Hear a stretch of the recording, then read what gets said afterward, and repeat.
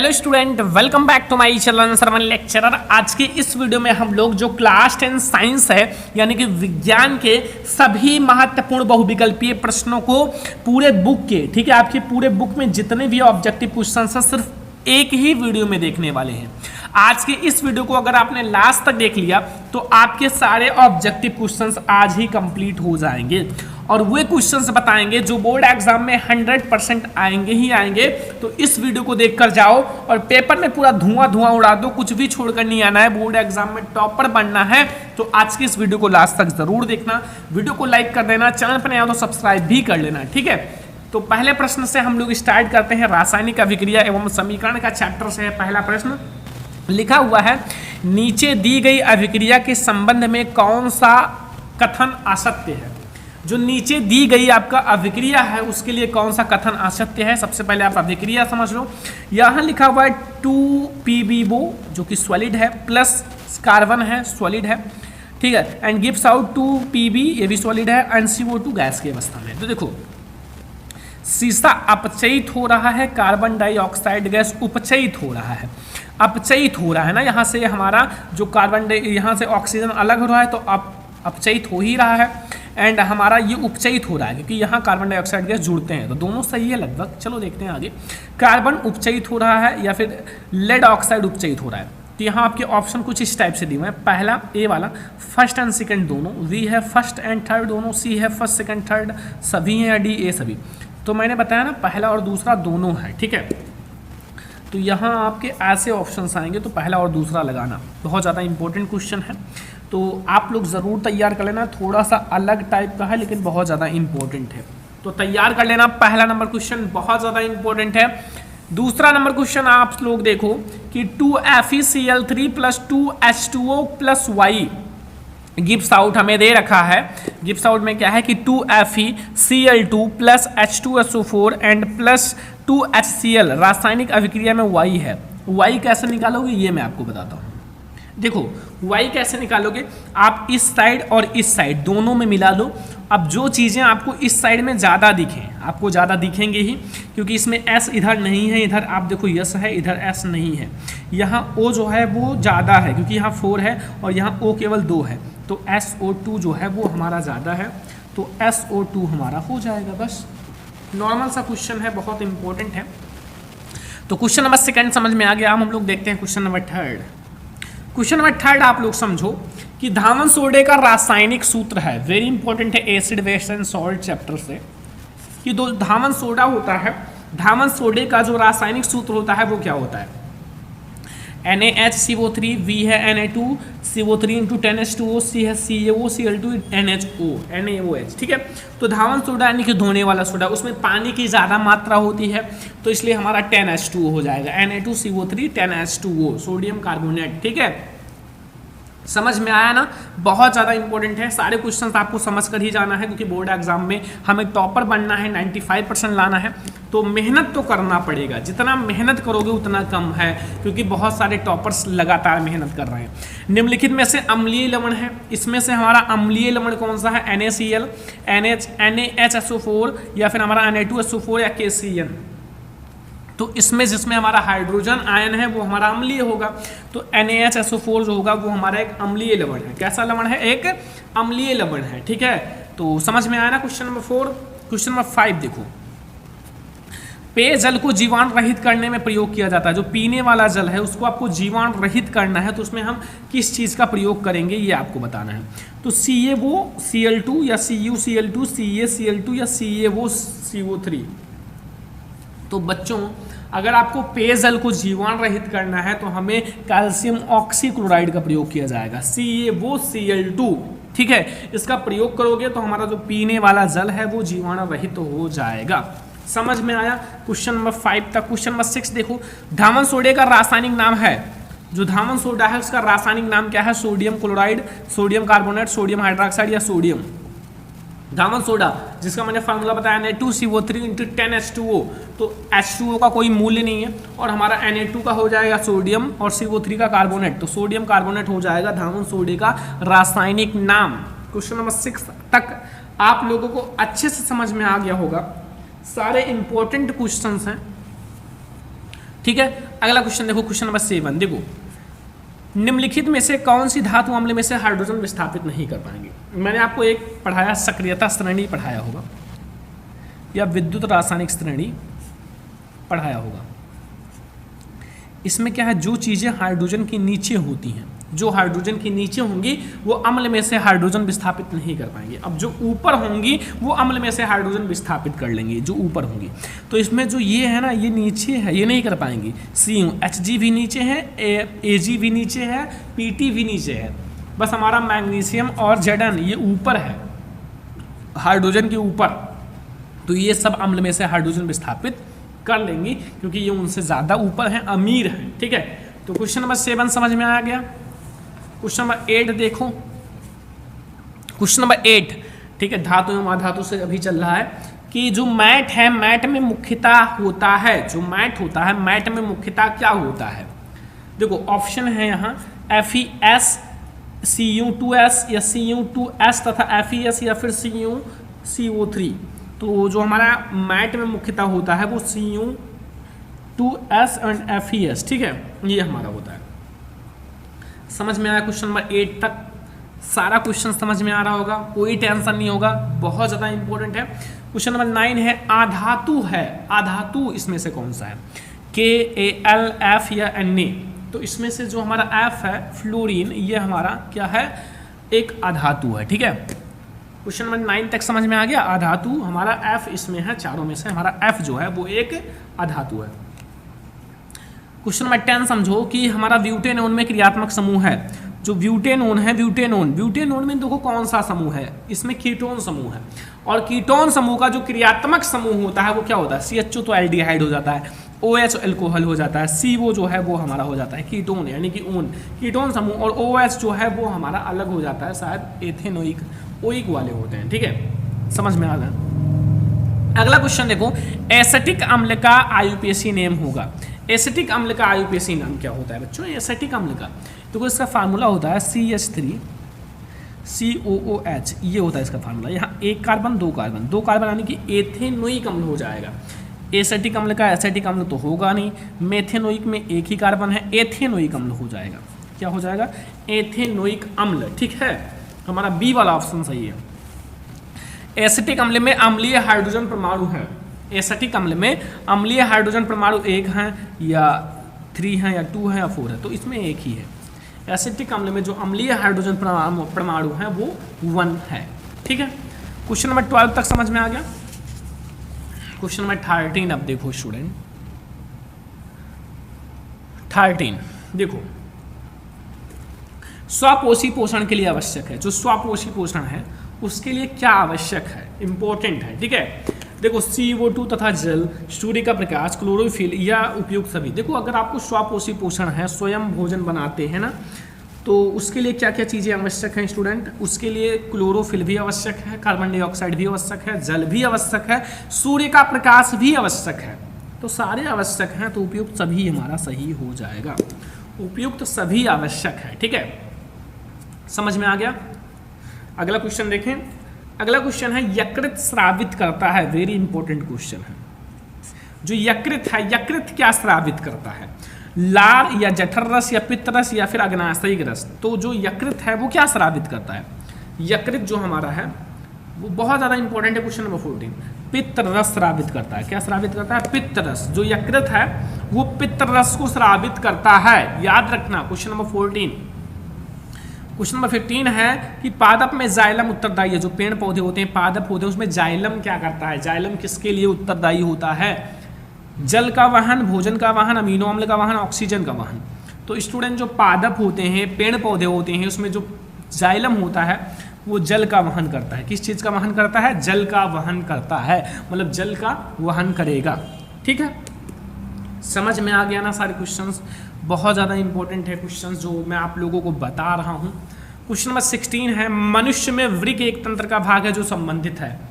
मनुष्य जो होते हैं, मनुष्य में जो वृक्क होता है जिसे किडनी कहा जाता है, एक जोड़ी होता है ना, तो वो किससे संबंधित है, पोषण से, श्वसन से, उत्सर्जन से या परिवहन से। तो बच्चों जो मनुष्य में वृक्क होता है, वृक्क वो हमारा उत्सर्जन से संबंधित होता है। किससे संबंधित होता है? उत्सर्जन तंत्र से। जो हमारा एक्सलेटरी सिस्टम होता है उत्सर्जन तंत्र से संबंधित होता है। ठीक है, क्वेश्चन नंबर 16 तक समझ में आ गया। क्वेश्चन नंबर 17 समझो। कोशिकीय प्रक्रम में ऊर्जा मुद्रा है। जो कोशिकीय प्रक्रम होता है उसमें जो ऊर्जा मुद्रा होता है वो क्या है? माइटोकॉन्ड्रिया, एटीपी, ग्लूकोज या पायरुवेट। तो एटीपी जो होता है इसे हम लोग मुद्रा का घर कहते हैं, हाउस ऑफ मनी। ठीक है, मतलब ऊर्जा मुद्रा होता है। इसको एटीपी का फुल फॉर्म आप लोग कमेंट बॉक्स में बताना। मैंने पढ़ा रखा है एटीपी, एनएडीपी, डीएनए, आरएनए सारे का फुल फॉर्म पढ़ा रखा है। बस आप लोग एटीपी का फुल फॉर्म कमेंट बॉक्स में ज़रूर बताना। तो अब हम लोग देखते हैं अगला क्वेश्चन। तो अगला क्वेश्चन आ जाओ, क्वेश्चन नंबर 18। दो तंत्रिका कोशिका के मध्य खाली स्थान को कहते हैं। जो दो तंत्रिका कोशिका होता है उनके बीच जो खाली स्थान है उसे क्या कहते हैं? दुर्मिका, स्नेप्स या एक्सोन या आवेग। तो दो तंत्रिका कोशिका के बीच जो खाली स्थान होता है उसे हम लोग स्नेप्स कहते हैं। क्या कहते हैं? स्नेप्स। ठीक है, मस्तिष्क उत्तरदायी है। जो मानव मस्तिष्क होता है वो सोचने के लिए उत्तरदायी है, हृदय स्पंदन के लिए, शरीर संतुलन बनाने के लिए या उपयुक्त सभी। देखो मस्तिष्क सोचने के लिए भी आता है, हृदय स्पंदन के लिए भी इम्पोर्टेंट है एंड शरीर का संतुलन बनाने के लिए भी इम्पोर्टेंट है।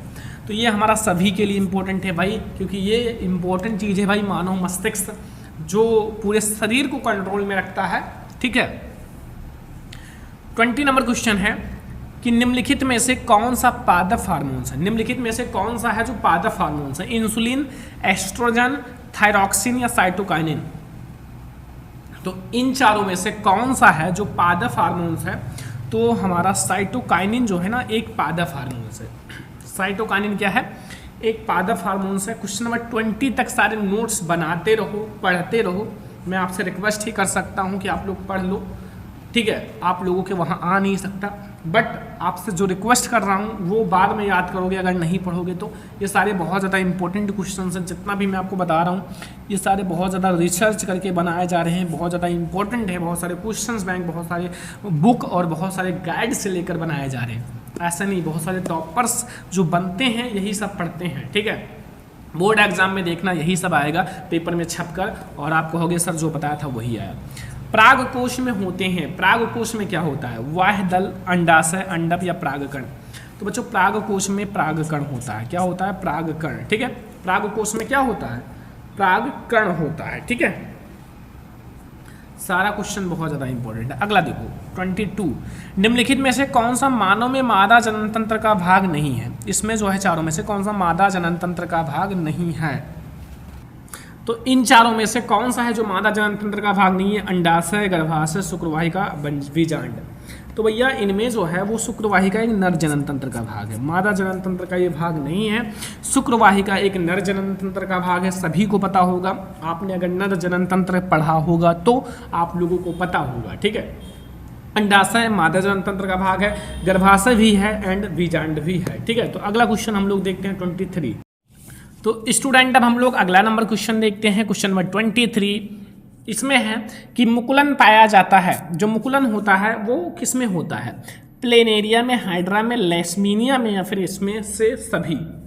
तो जो मुकुलन होता है वो किस में होता है? मुकुलन जो होता है स्टूडेंट वो हमारा हाइड्रा में होता है। किस में होता है? हाइड्रा में भैया मुकुलन होता है। और वेरी इंपॉर्टेंट क्वेश्चन है, मुकुलन का टॉपिक भी आपके बोर्ड एग्जाम में पूछा ही जाता है, तो मैंने पढ़ा रखा है, देख लेना।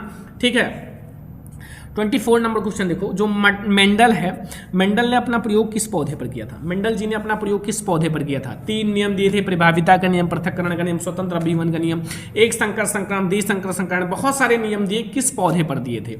7 लक्षण भी बताए थे। टमाटर पर, बैगन पर, मटर पर या सरसों पर? किस पौधे पर? तो कंफ्यूज मत होना भैया, मटर के पौधे पर, जिसका वैज्ञानिक नाम पायसम सटाइबम होता है, मेंडल ने अपना प्रयोग किया था। जो मेंडल ने अपना प्रयोग मटर के पौधे पर किया था। ठीक है, समझ में आया ना? क्वेश्चन नंबर 25 आते हैं। निम्न में से शुद्ध गोल बीज को प्रकट करता है। शुद्ध गोल बीज इन में से, इन जीनों में से कौन है? स्मॉल टी हमारा शुद्ध बौना होता है, मतलब शुद्ध नहीं होता बल्कि शुद्ध होता है बट प्रभावी नहीं होता। और गोल और बीज जो होते हैं, मतलब गोल बीज वो हमारा प्रभावी लक्षण है। ठीक है, तो ये हमारा बिल्कुल जो कैपिटल होता है ना, जैसे हमारा कैपिटल आर है, ये हमारा बिल्कुल शुद्ध है। कैपिटल टी है तो वो बिल्कुल शुद्ध है, शुद्ध लंबा है, ठीक है। आर से मतलब होता है राउंड मतलब होता है गोल, ठीक है। तो ये समझ जाना थोड़ा सा। अगर लंबा है तो टी होगा, टी का मतलब होता है टाल मतलब कैपिटल टी होगा, तो वो समझ जाना शुद्ध लंबा है। अगला क्वेश्चन अब हमारे फिजिक्स से क्वेश्चन स्टार्ट होते हैं स्टूडेंट, फिजिक्स से 26 नंबर। समतल दर्पण की फोकस दूरी होती है, जो समतल दर्पण होता है उसकी फोकस दूरी कितनी होती है? ऑप्शन नंबर ए है 0, बी है अनंत, सी है 25 सेंटीमीटर एंड डी है -25 सेंटीमीटर। तो बच्चों समतल दर्पण की फोकस दूरी कितनी होती है? हमेशा याद रखना बच्चों, जो समतल दर्पण होता है उसकी फोकस दूरी इनफाइनाइट होती है, यानी कि अनंत होती है। इनफाइनाइट का ये सिंबल है, ठीक है, ऐसा भी आ सकता है, तो आप लोग डरना मत, सिंबल है, ठीक है। तो ये हमारा हो गया 26 नंबर क्वेश्चन। अब हम आते हैं 27 नंबर क्वेश्चन की ओर। देखो 27 लिखा हुआ है, किसी गोलीय दर्पण तथा किसी पतले गोलीय लेंस दोनों की फोकस दूरियां -25 सेंटीमीटर है। दर्पण तथा लेंस संभवतः होगा, देखो माइनस में है 25, तो अगर आपका दोनों अवतल होंगे या दोनों उत्तल हो नहीं सकता। जिसमें उत्तल है वो हो ही नहीं सकता, क्योंकि स्टूडेंट जो उत्तल होते हैं वो प्लस होते हैं, और इसमें बच्चा माइनस है। तो ये तो भैया क्रॉस हो गया, इसमें भी उत्तल है, क्रॉस हो गया, ये भी क्रॉस ही होगा, क्योंकि एक में हमारा जो मतलब अवतल होता है लेंस में वो प्लस हो जाता है। तो ये हमारा हो जाएगा, दोनों अवतल ही होगा, लेंस हो या फिर हमारा संभवतः दर्पण हो, ठीक है। समझ में आया? क्वेश्चन नंबर 28 आ जाओ बच्चों। क्वेश्चन नंबर 28 समझो, ये क्वेश्चन बहुत ज़्यादा इंपॉर्टेंट है। निर्वात में प्रकाश की चाल 3 × 10⁸ मीटर प्रति सेकंड है, तो कांच जिसका अपवर्तनांक 1.5 है की प्रकाश की चाल होगी। देखो ये आपका 3 × 10⁸ है और ये 1.5 है, भाग दे दो 1.5 यानी कि 2, ये वाला हो जाएगा 2 × 10⁸ मीटर प्रति सेकंड, ये सही हो जाएगा, डी वाला ऑप्शन, ठीक है, डी वाला ऑप्शन सही है बिल्कुल। 29 नंबर क्वेश्चन देखो, 50 सेंटीमीटर फोकस दूरी वाले उत्तल लेंस की क्षमता होगी। सबसे पहले सेंटीमीटर दे रखा है, तो लेंस जो होता है वो 1/f होता है, मतलब 1/f, लेकिन मीटर में होता है। अगर सेंटीमीटर होगा तो 100/f होगा, तो 100/f की जो है वैल्यू 50 है, ये हमारा 2 हो जाएगा, 2 डायोप्टर प्लस में 2 डायोप्टर सही है, ठीक है, 2 डायोप्टर सही हो जाएगा। 29 नंबर क्वेश्चन का। 30 नंबर क्वेश्चन देखो, स्वस्थ नेत्र में प्रतिबिंब बनता है, जिसका आंख बिल्कुल स्वस्थ है, स्वस्थ नेत्र का प्रतिबिंब बनता है कार्निया पर, आइरिस पर, पुतली पर, रेटिना पर। तो जो स्वस्थ नेत्र है, स्वस्थ नेत्र का जो प्रतिबिंब बनेगा वो बनेगा रेटिना पर। कहाँ बनेगा? रेटिना पर बनता है, ठीक है। स्वस्थ आंख का जो प्रतिबिंब बनता है वो रेटिना पर बनता है। अगला देखो 31 नंबर क्वेश्चन बच्चों, चंद्रमा से देखने पर आकाश दिखाई देता है। चंद्रमा से अगर आप आकाश देखोगे तो कैसा दिखाई देगा? बैंगनी रंग का, नीला रंग का, काला रंग का, सफेद रंग का। तो चंद्रमा से जैसे आप आकाश को देखोगे तो आप बिल्कुल पास होता है, तो इसलिए हमारा काला दिखाई देगा, ब्लैक, ठीक है, काला रंग का दिखाई देगा। याद रखना, बहुत ज़्यादा इंपॉर्टेंट क्वेश्चंस मैं आपको बता रहा हूँ। 31 नंबर क्वेश्चन तक समझ में आ गया। अब बच्चों आ जाओ 32 नंबर क्वेश्चन। प्रतिरोध का मात्रक होता है, जो प्रतिरोध होता है उसका मात्रक क्या होता है? ऑप्शन नंबर ए है ओम मीटर, मीटर प्रति ओम। तो स्टूडेंट जो प्रतिरोध होता है, प्रतिरोध का मात्रक ओम होता है। क्या होता है? ओम, ठीक है। प्रतिरोध का सारे को पता होगा, मात्रक ओम होता है। बहुत ज़्यादा इंपॉर्टेंट क्वेश्चन है और सारे स्टूडेंट को इसका आंसर पता होगा, क्योंकि जो चीज़ें इंपॉर्टेंट होती हैं उसका आंसर बच्चे ज़्यादा याद करते हैं, ठीक है। क्वेश्चन नंबर 33, 1 किलोवाट घंटा में जूल की संख्या, 1 किलोवाट घंटा में जूल की संख्या कितनी होती है? 3 × 10⁻3, 3.6 × 10⁻3 एंड यहाँ 3.6 × 10⁵, 3.6 × 10⁴, 3.6 × 10⁶। तो 1 किलोवाट घंटा में भैया 3.6 × 10⁶ होता है। मैंने ऑलरेडी निकालना सिखाया है, अगर आप नहीं जानते हो कैसे निकाला जाता है तो विद्युत वाला चैप्टर देख लेना, समझ में आ जाएगा पूरा चैप्टर, ठीक है, पढ़ा रखा है, सर्च कर लेना विद्युत चैप्टर बाई सरमन लेक्चर, आपको हमारा वीडियो मिल जाएगा। 34 नंबर क्वेश्चन है, एक गतिमान आवेशित कण उत्पन्न करता है। एक जो गतिमान आवेशित कण है वो क्या उत्पन्न करता है, केवल चुंबकीय क्षेत्र, विद्युत व चुंबकीय क्षेत्र दोनों, केवल चुंबकीय क्षेत्र विद्युत क्षेत्र, तो वो चुंबकीय क्षेत्र में रखोगे तो चुंबकीय क्षेत्र उत्पन्न करेगा और विद्युत क्षेत्र में रखोगे तो विद्युत क्षेत्र उत्पन्न करेगा। किसी से कोई दुश्मनी नहीं है, ठीक है, तो दोनों उत्पन्न कर सकते हैं, इसमें कोई दिक्कत नहीं है। 35 लास्ट क्वेश्चन, V, A और फाई क्रमशः चुंबकीय क्षेत्र की तीव्रता, क्षेत्रफल व फ्लक्स के संकेत हैं, इनके बीच संबंध है। फाई बराबर V A and V option है V phi into A and C है ए बराबर V into phi and D है A into V into phi बराबर 1। तो phi equal to V A हमारा सही हो जाएगा, ठीक है। तो ये हमारे हैं बच्चों साइंस के 35 वेरी इंपॉर्टेंट ऑब्जेक्टिव। अगर आपने ये तैयार कर लिया तो इससे बाहर आपके बोर्ड एग्जाम में कुछ भी नहीं आएगा। ये सारा क्वेश्चंस आप तैयार करके बोर्ड एग्जाम में जाना, विश्वास करो इससे बाहर कुछ नहीं आएगा। आज का ये ऑब्जेक्टिव क्वेश्चंस का ऐसा लगा कमेंट करके जरूर बताना। आज का ये वीडियो जितने भी स्टूडेंट लाइक नहीं किए हैं अभी भी तो लाइक कर दीजिए, शेयर कर दीजिए, अगर चैनल पे ना तो सब्सक्राइब भी कर लेना। हम लोग ऐसे ही और बहुत सारे वीडियो लाएंगे, तो इस वीडियो को लाइक शेयर सब्सक्राइब कर देना। हम लोग मिलेंगे नेक्स्ट इंपॉर्टेंट वीडियो में, तब तक के लिए धन्यवाद।